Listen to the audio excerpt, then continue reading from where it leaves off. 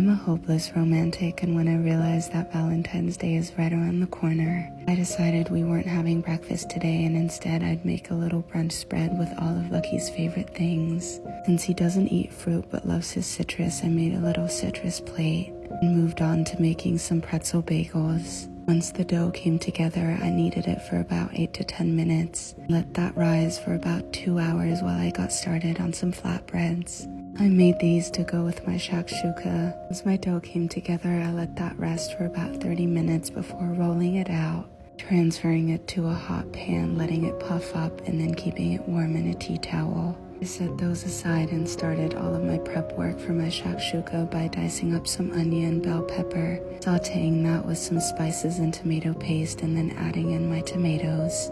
I let that simmer and moved on to making my bagels. I rolled out each piece of dough and poked a hole in it and getting the signature bagel shape before boiling them off, brushing them with my egg wash and sprinkling some flaky salt on half of them, and using the everything seasoning on the other half.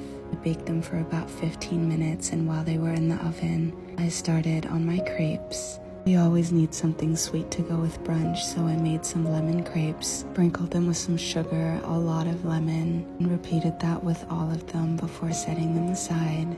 I also made some spicy caramelized bacon, and while that was in the oven, I prepared all of my toppings for my bagels. I added eggs, feta, and parsley to my shakshuka, plated my bacon and my bagels, and brunch was served. He was so hungry, so he immediately went to grab a plate and dug in.